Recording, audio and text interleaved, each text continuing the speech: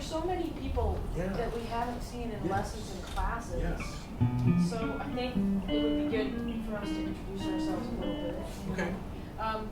So I'm Kim Perlak. I'm the chair of the guitar department, and I've met you all in that capacity, almost all of you, who are guitarists. Thank you for those of you who are not guitarists, who are here. It's really cool that you came. I'm a classical guitarist, and I went to school for that. That's what I studied. I played all kinds of other styles before high school, and then I went to conservatory and I got my doctorate.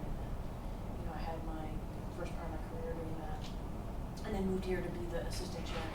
And when I moved here, there were things about the guitar that I thought, this is the best place, right? That's why you all came here, like all the things that you didn't get to learn anywhere else. I was like, aha! Because I had picked up stuff in festivals and you're the only classical guitarist in a festival, so they're like, here's some Brazilian jazz, and you're like, oh my god, and you have to learn to play it for the concert, that kind of thing. But I hadn't gotten to really study other things as much. So I met David, and we started a lesson swap because there were so many things that he did that I wanted to know, and then it turned out vice versa. And our first lesson was like 4 hours long. We decided we're not going to time it, and we're just going to see what happens. And then after about a year, it became a duo. And we started writing music together and thinking about what we care about sound, and what are the conceptual things we care about, and then how much of those things can we do together. And at first, I think it's fair to say we thought maybe not so much. I thought, there are just things that you can't do when you're improvising that you can do when you're interpreting and writing music. And that was not true, it turned out. You can do all the beautiful, colorful, and interpretive things that you want to do while you're improvising. And so this has been really fun for me. And I started writing my own music, which I hadn't done before, which is really cool. And I think that it's like the most terrifying and the most liberating and fun parts of playing music are what we do, right? And so what has happened because of this is David's gotten a grant, I've gotten a grant, we've made a couple recordings, and then we wrote 2 classes that we teach in the department together called Spontaneous Composition and one's called Modern Variety. And bringing this practice. Yeah, wow, okay. There you go. That's pretty great. Thanks. My name is David Tronzo. I've been here at Berklee. I think I'm starting my 18th year. Yeah, I think so. And when I was a kid, when I was like 13, 11, I started getting attracted to music. Thought maybe the guitar. When I was 13, weirdly enough, I found myself profoundly attracted to the American art form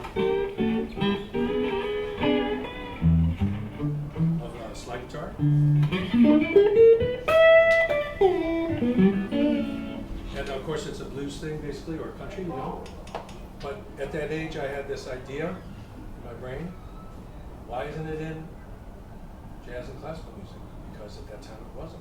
67 we're talking, 68, 69, 70 I started working on how to do that from the very beginning. Just started, put a slide on, got a guitar out of the closet, started to pick away at you know, how to teach myself, like how to do this, and just crawled my way towards this vision I had of how to create the vocabulary to allow myself to interface the slide guitar technique into jazz, you know, with counterpoint and chords, and of course the jazz diaspora by the 70s had expanded so big that there were like 15 different rivers of what was called jazz music, you know, like it's way beyond what it was. And so immediately I become immersed in all kinds of folklore musics from around the world and all the range of classical music. My tendency was to enjoy the 20th century stuff more than the earlier periods.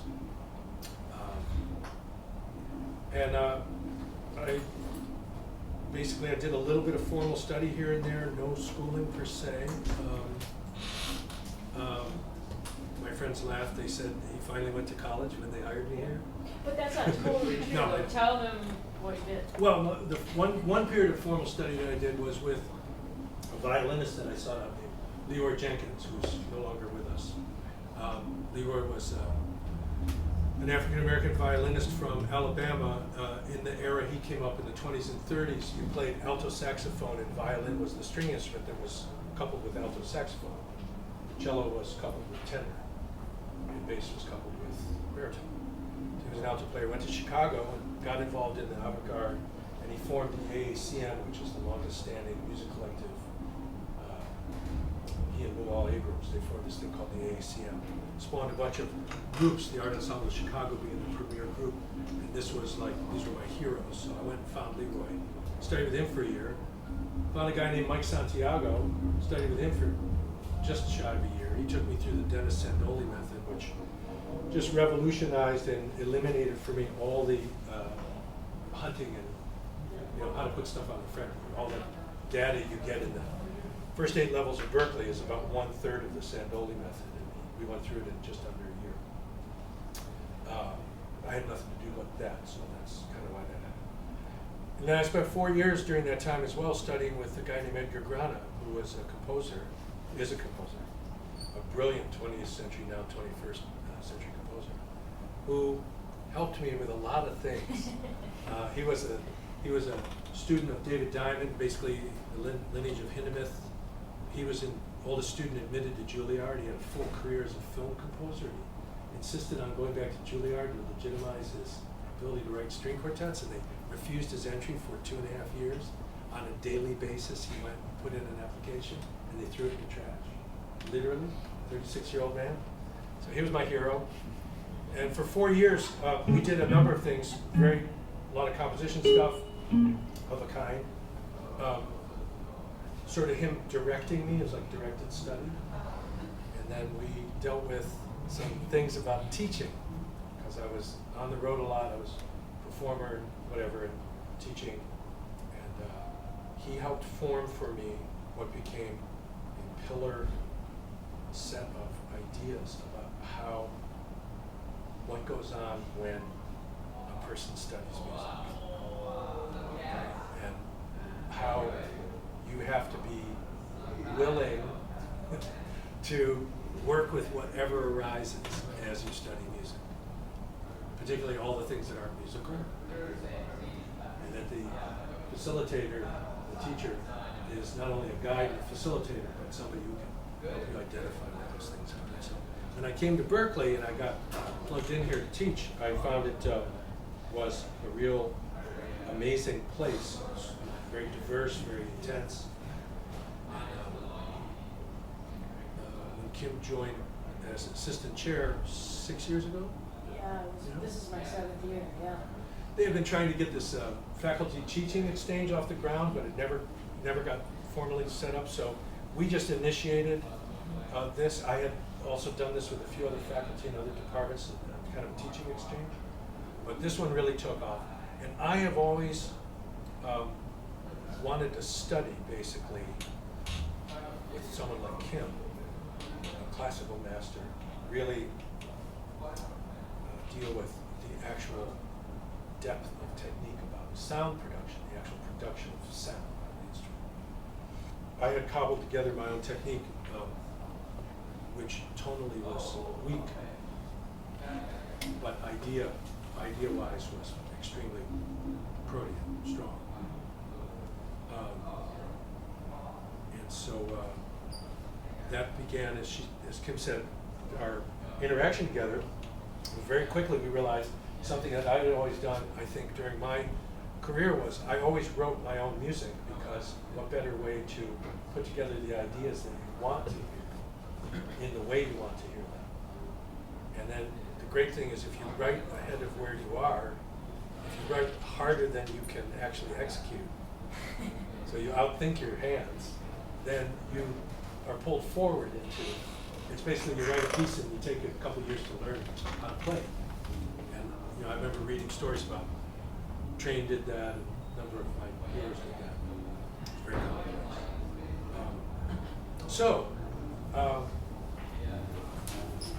We have this curriculum that we developed, which uses all these ideas that are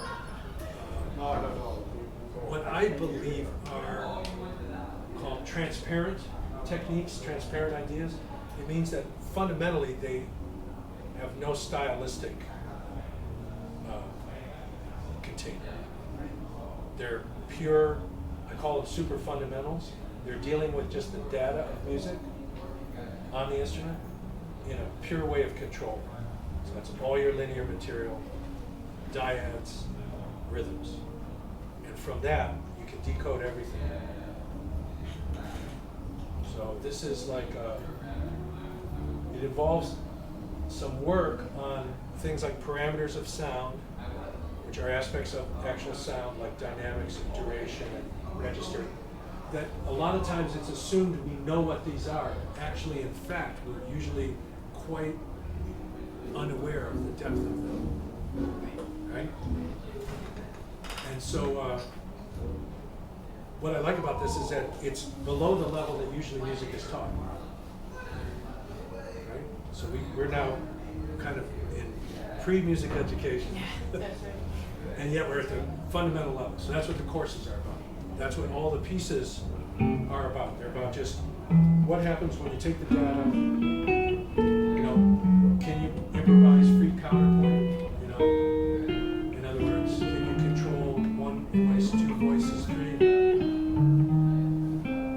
And on the guitar, what does that mean? By using open strings, by using harmonic, right? How big of a register do I have? Is my harmonic thinking coming from melody rather than vertical structures? So I know that's a fast run through of like some heavy topics, but believe it or not, the order is rhythm, melody, harmony. So the first focus is rhythm, learning to hear everything just rhythmically. The second thing is melodically, linearly. And from there, all harmony is just an accident. Slightly intended. You had a question, Dennis, about form, right? When you think about form begins with the way you choose to play things, right? Like the way that you decide to produce a note can give it its own form. Like you can have something that's loud, something that's really very distant, something that's this note, this F, you can play it. Make it darker, you know, you can take it out. Right? You can take it out. Right? Even just that, you know, how many different ways do you know how to use this hand or this pick, right? To create a sound that you want. That's going to make it sound different enough. You know, there was a whole movement in the beginning of the 20th century where they just believed that tone production was form. What if form was only based in tone production and the way things sounded? What would that do to music? And that's Schoenberg and his students Weber and Baron were hanging out like this. No one would listen to their music, so they just had forms like this, right? And that's how that whole thing. That's why you study them in music history, right? But that was their idea, and then so that's our idea that if you can master and continue, you'll never do it now, but throughout your life, if you master your concepts of rhythm, your concepts of tone production, and your concepts of like basic data of scales and intervals and how you put them together, then this world opens up to you, right? Because then if you're playing freely improvised music like we are, now you have all these colors, sounds, beautiful things to work with. And if you're playing in a style, then they're just stylistic parameters that make the style sound like the style. But it's only those things. But very rarely does anyone take them out of context and ask themselves, like, can I play? Do I know how to play a loud sound versus a soft sound, like on demand? Can you play at each dynamic level from 1 to 10 and know that you're there? What do you have to do to make that happen? As one example. Yeah, exactly. Yeah. And from a standpoint of rhythm, imagine this. So how unending do we imagine that combinations of rhythms are? Like even in a short duration of 30 seconds of chronological time. How many different rhythmic combinations do you think you could? Yes, right. Exactly. Right? First idea that comes up to me is it's almost infinite. Right? Because there's the notatable versions of it, yeah? But what about the non-notatable ones? Right? What about the ones that don't fit into the notation schemes? So right away we don't have this feeling that there's a finite amount of that data. And that's actually true. But given that that's actually like a fact, in all likelihood of the reality of it, how do I begin? Where do I start from, right? I'm a person who may not even really understand how to play a whole note in a certain meter setting. So check this out. I'm going to put a metronome on, 60. And imagine that the only consideration that's going to go on here are the following rhythmic subdivisions. Whole notes, okay? Quarter note is a beat. Whole notes, half notes, quarters, eighths, and sixteenths.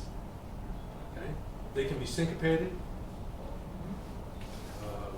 rests of any size. So the location is open for grabs. So we're just going to try to put this over here. Okay. I guess we have to play kind of quietly, right? But all we're going to think about is we sort of spontaneously compose a piece, improvise basically. Because we're just going to think about managing those rhythms. Ready?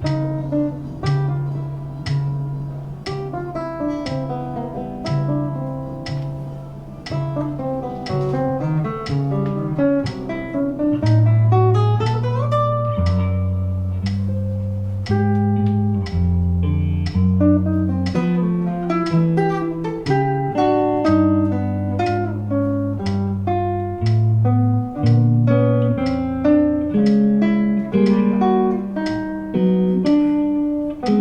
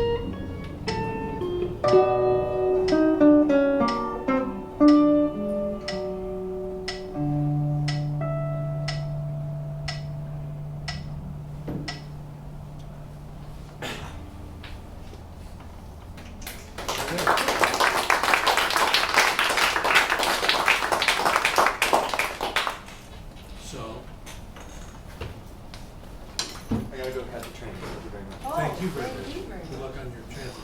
Thanks for coming. So, the piece is grounded at any moment, like it's grounded by using the larger subdivisions, the wholes and halves, double whole halves, tied, dotted halves. So, and then there's this activity level with the eighths and the quarters and the sixteenths. Right? Understand? You don't have to think about the rhythm combinations per se that you're trying to create. You're just thinking about the raw data, making everything out of those things. So at one point there was a quarter note going like this, and I was going.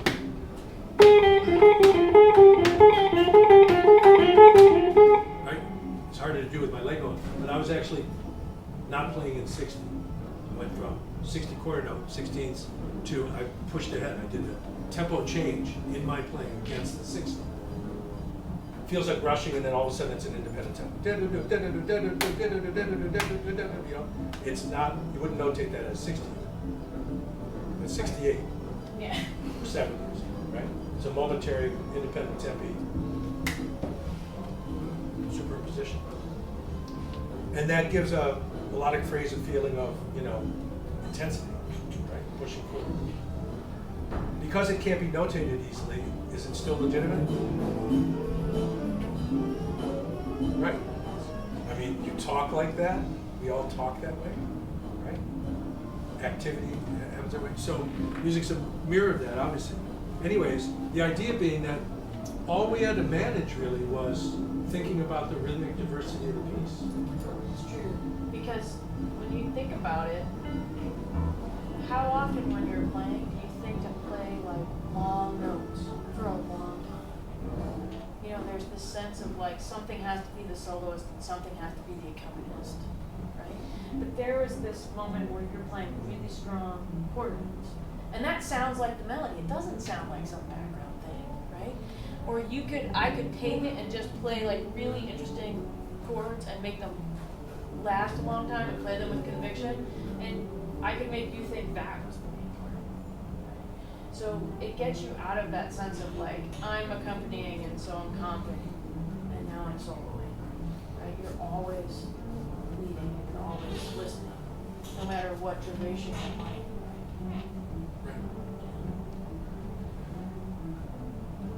One of the issues in group improvisation is an activity level gets reached by everybody simultaneously. It tends to be eighth notes or higher subdivisions.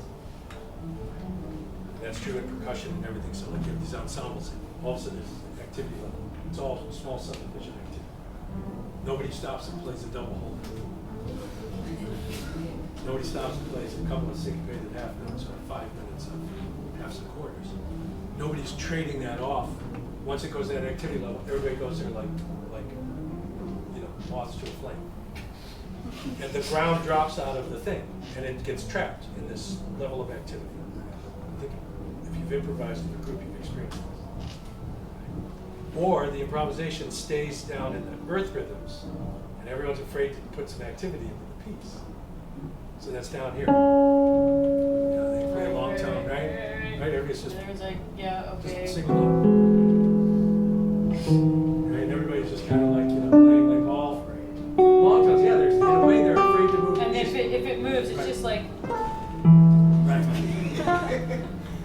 Okay, so whatever you think the tempo of this is, no one bothers to do this. Play one more thing.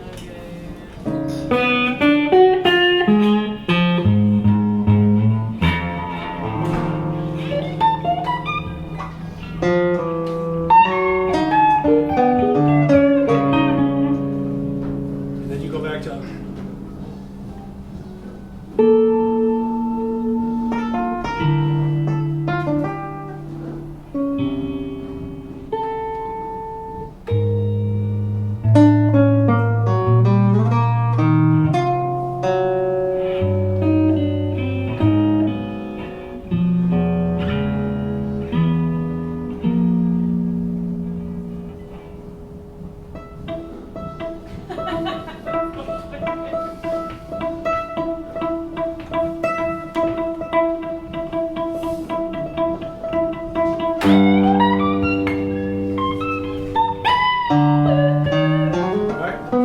right, yeah. Yeah, you can see now, we know, like, we even went to the same note, like, but it's like, you gotta be willing, I said this to the class the other day, do you know who Bob Ross is? You all seen Bob Ross? Okay, so like, you have to be Bob Ross, you have to be Let's willing. just put a tree. Yeah, it's like Bob Ross makes this beautiful like thing, and then he's like, you know what this needs? A big, giant, happy tree right in the middle of it. And that's what I feel like I'm making these like beautiful sounds. And then here comes Bob Ross. People, Bob Yeah, right, exactly. Right. Let's make it a palm tree. And I'm like, why not, right? It dies for that. It wants it so bad, It just wants that so bad. It needs that kind of just total balance. Well, Yes, yeah, it is a it's form like, of. Yeah. and that's what we're saying is like, what is the peace one, right?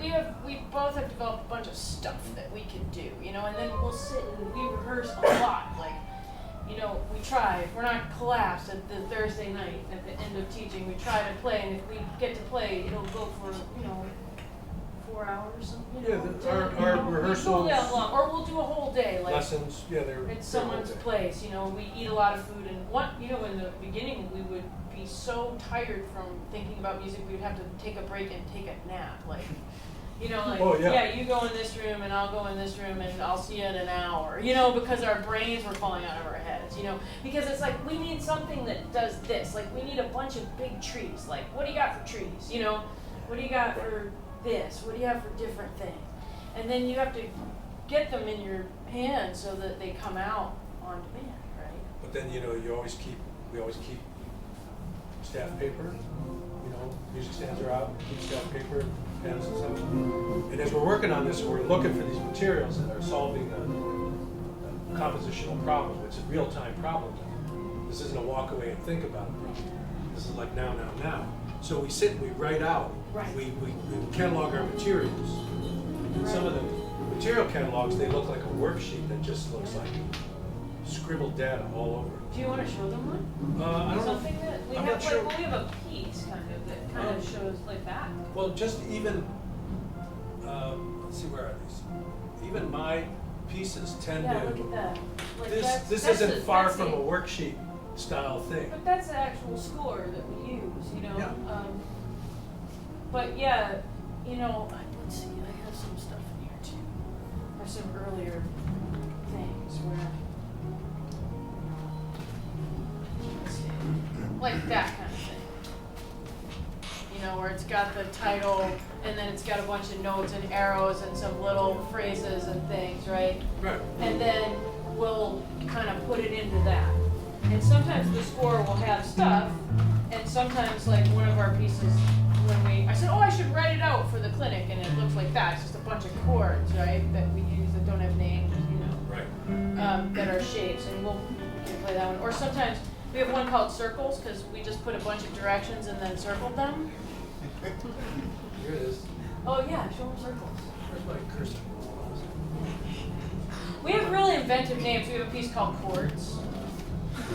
We have a piece called circles. We have a piece called gray because when we ran it through the copier, it came out gray because the toner was weird. And so we kept saying, Where's my cursor? "Where's the gray one?" So we see Oh, it's up like 3 to 17. Where? So like, aren't there little arrows right there? Yeah, but I don't have a cursor. My cursor is.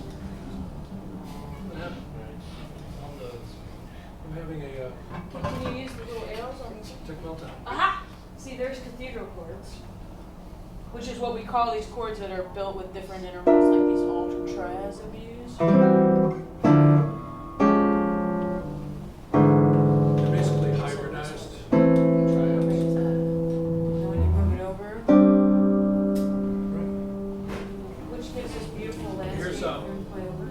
Oh, that's it, yeah. That's a good This is one. a piece. And then we were trying to decide some more material for the piece, and we ended up with a worksheet that had that on it. So Yeah. sometimes it looks like, Right. you know, semi-normal music. Yeah. Sorry. That's okay. Yeah, we got stuff. Well, yeah, there's circles.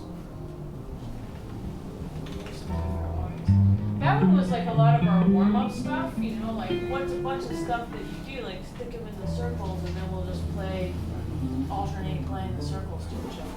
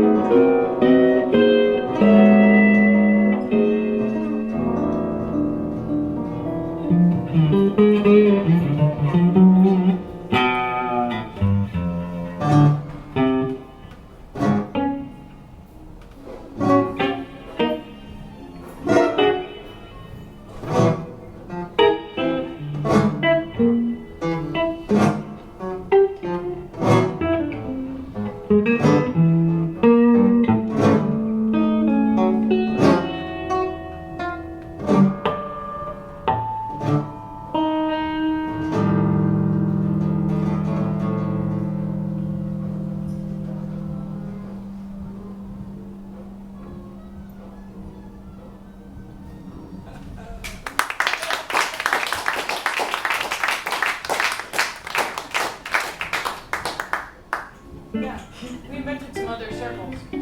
Exactly. But then that's like, you know, oh, that could be, oh, we're working on something, we could say, hey, that could be a circle.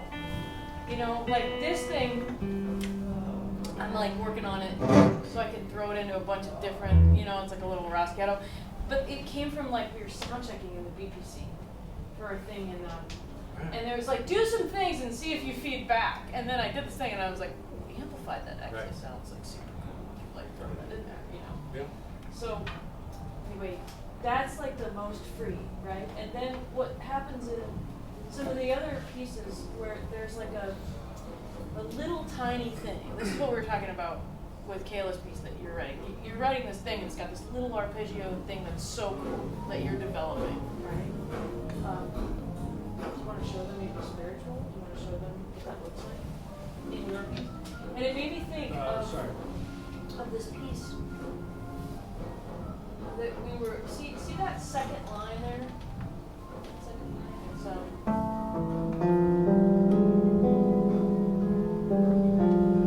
That's what it is. So it's open strings, harmonics, and fretted notes. And then it's this one at the bottom. Right? So, like, when we first played it, that's pretty much what we did, right? We just traded off playing that. And then he said, you know, it could open up. You know, what would you do with it?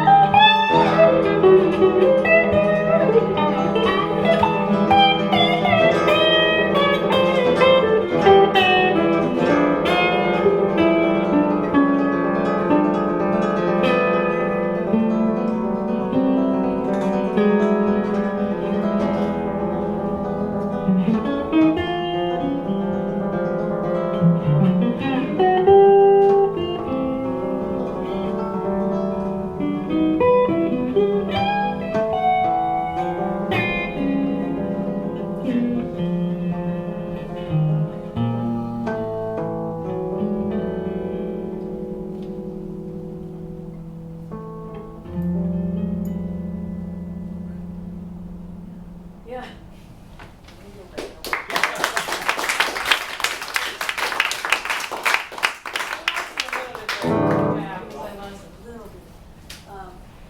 So the top line, the opening line of the piece.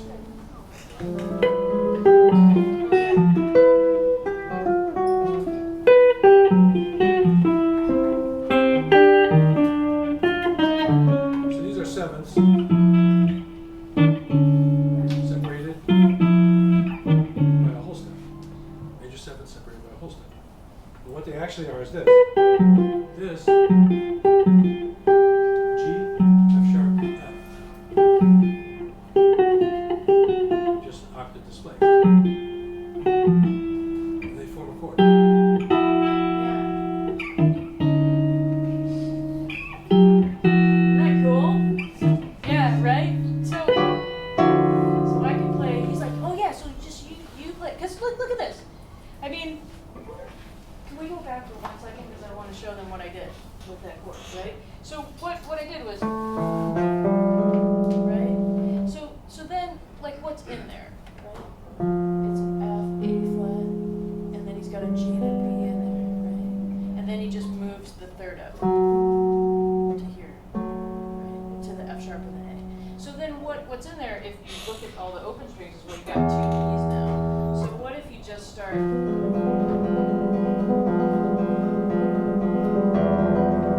You just drop it, drop that E. Right now it's like something bad is happening, right? When I add the top E in, right? What if now I put my little finger down on A flat, right? So I got.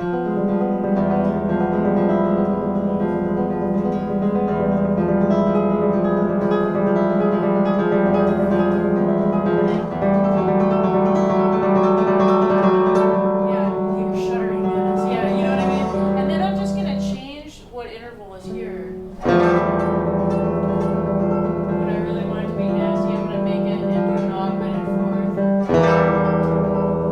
So when he's really going nuts, you know, I'm just struggling. And then just let this come in all the time, so you just have this bong. And then as he's going really intensely, now the interval color that you hear in my playing, you've got all the octaves, the full range of octaves, right? And then that bottom interval is changing from, you know what I mean, to as tense as you can get it to. Isn't that cool? Yeah. So that's kind of what we came up with for that color. And then, like, I don't know if everybody really saw what you just said, right? This part, it's just like chromatic, 3 chromatic notes in a row. Look, you just dropped the middle one down an octave, and now you've got this really cool. Isn't that cool? Right? So this is like a thematic Look order. at that.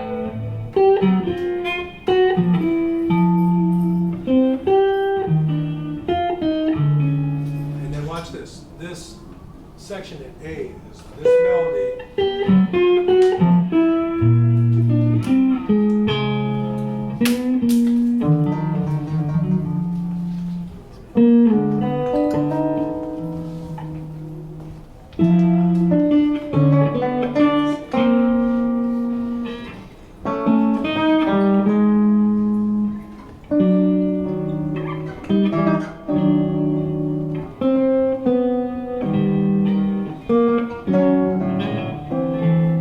Let's do that again.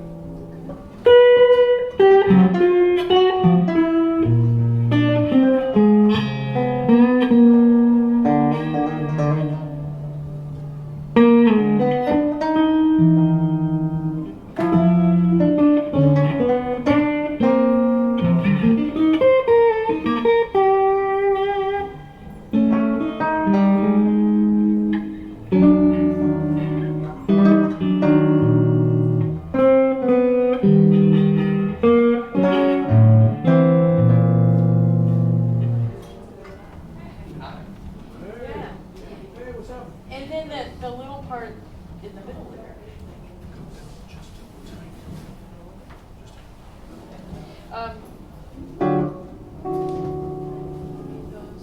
These guys in the chords by you just it, right? But look, if you just play that with the open D, look at that, right? So that little bit of material, this idea, and this, those 2 little areas of material, they developed into that whole piece. That's right. Well, this actually came first. That came first, right? Okay. And This then was a you pulled piece it that out. came up, and then I teased out the top thing, and then this was the answer Oh, yeah. to this. Right. But the whole idea here is that this came out almost like as a complete improvisation, which I just captured. I just wrote it as fast as I could. And then I took that first phrase. See that first phrase? Right to here.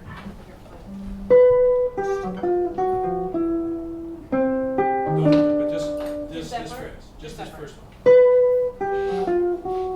And I decided to take that out and put an answer to it as the intro to the piece that allows us to like develop, you know, the idea. You know? Get me? So compositionally, if you think about like the idea of spontaneous composing or the idea of taking a piece and recomposing it as you play it.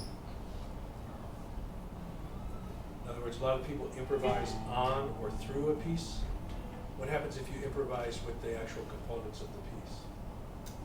And every time you play them, you can put them in orders you want, for lengths and durations, you can invert, retrograde. That's right, yeah, and then you think of all the things that you can do with something small.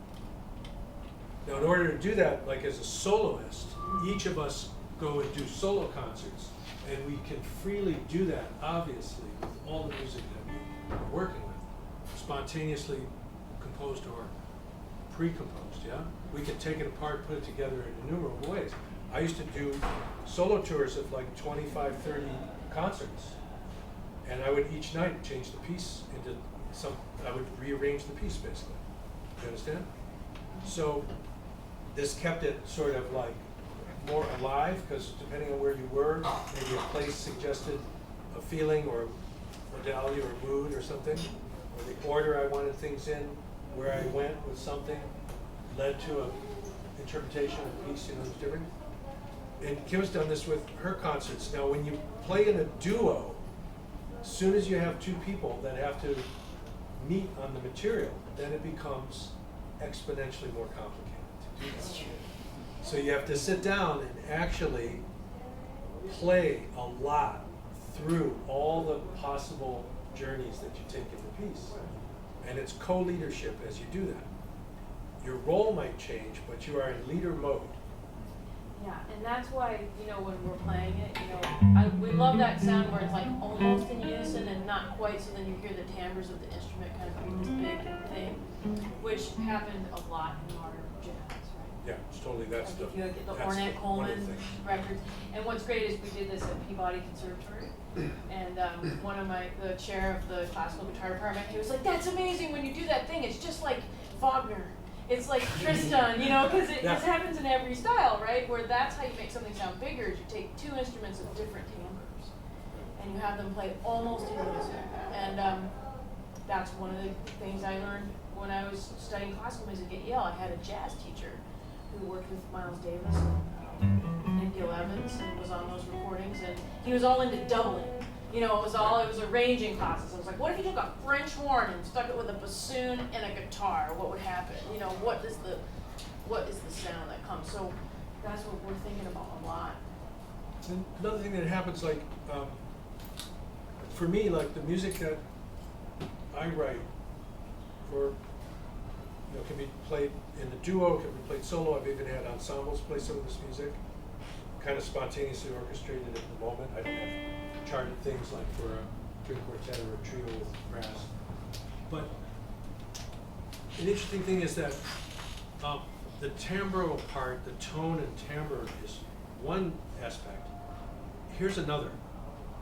So there's a very specific, like, right for the media that you want to play the thing with, meaning right for your own techniques, right for the sounds you have established, your vocabulary, including all your ideas about how melody should function, how harmony should function, what are the sounds you like, influence what you play. So it becomes, they meet kind of in this balance that pulls, each one pulls forward. They kind of leapfrog over each other over years. So your writing will be ahead of your vocabulary, then your vocabulary will be ahead of your writing, right? But anyways, here we are working together. And I, in duos and ensembles and things, often played with other string instruments like guitars or bowed string instruments or horns. Lots of brass. I love brass. And the interesting thing is, with the slide technique, when I play a note, I'm not muting behind this part of the string. I'm attacking this part, right? This is the pitch you're hearing, right? Right? It's this part of the string. But the other part of the string is ringing because the slide doesn't fret it down. It's not dead. When you fret, this doesn't ring. Okay, unless you attack it. Okay? Only this part rings. So both sides of the note are ringing, which means the note is not a point. It's a zone. This isn't just an intonation issue. There are overtones actually ringing on both sides of the note. And brass players experience this every second they're playing. The note is not a pitch like bang, like a piano key. It's a zone. It's like a bubble. Okay, and it's got aspects. It's got sort of facets. And Kim gets the same effect or feeling on her guitar by the way she plays. And a lot of electric guitar players, they haven't figured this out because they just blast away like fretting everything. You know, they never combine open strings and whatever. Right. So when we play some of our dyad combinations, like just play a dyad combination. Ready? Let's do it in unison. Again. You know, there's this beautiful.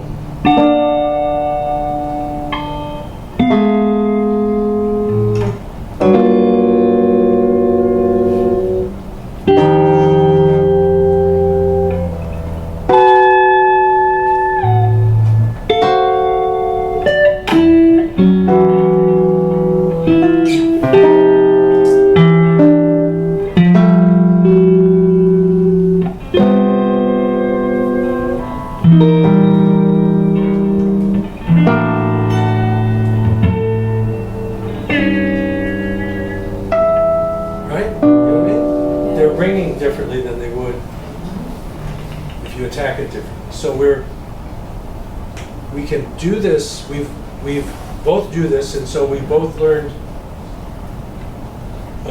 each other's vocabulary basically. Not that we can trade places and play, but I write knowing that these things are good.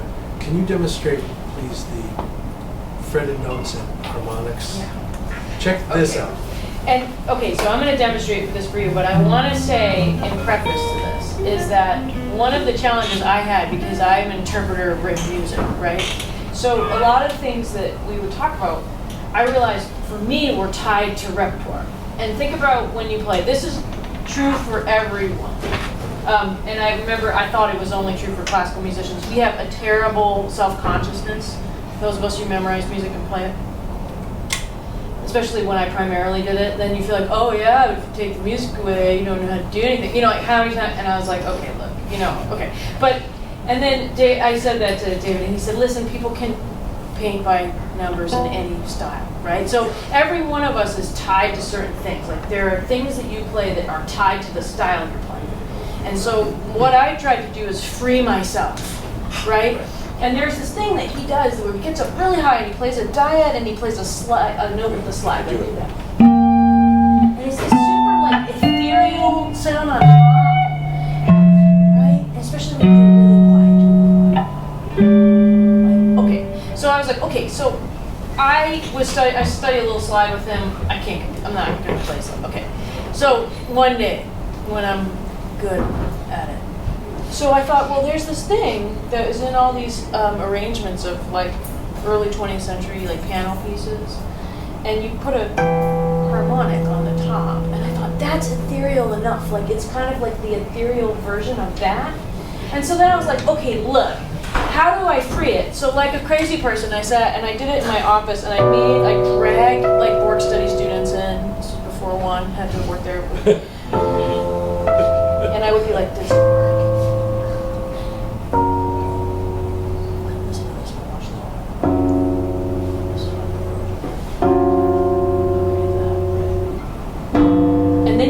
Another note in there too. Watch.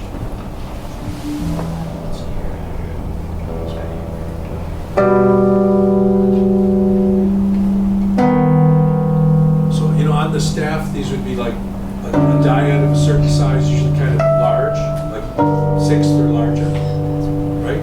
And then a note like way up in the stratosphere. Yeah, the harmonic is twice in view. So what you're doing is playing the bottom note with your thumb, then the top note is like you touch it on the where you play the artificial harmonic, and you play the harmonic like so whatever is fretted, 12 frets above, while you're playing the bass, and then you can stick your middle finger in the middle of them and just play another note. Open string or fret. Open string or fretted note, yeah. So you can get all kinds of cool combinations that way. So keep playing that.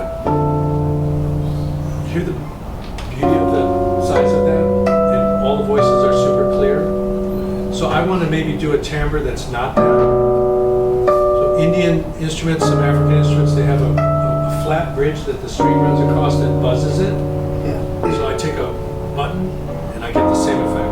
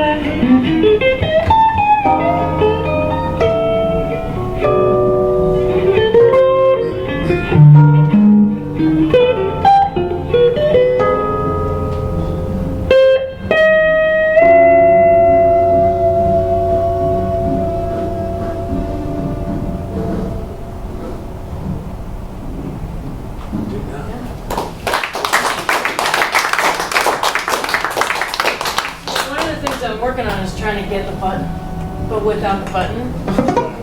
Right.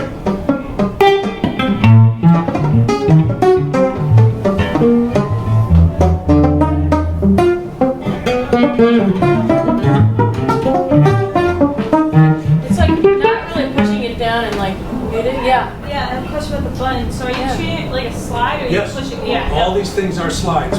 So Yeah. when I was a kid and I was trying to think about like, what's the equivalent of like mutes for a brass player? Remember I said I play with brass all the time?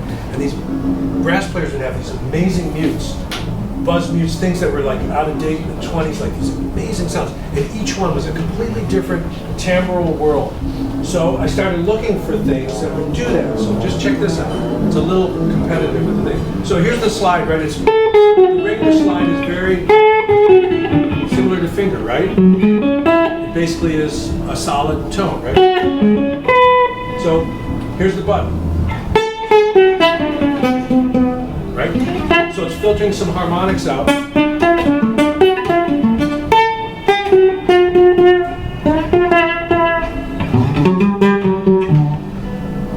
Watch this. This is a cigar tube, like a plastic.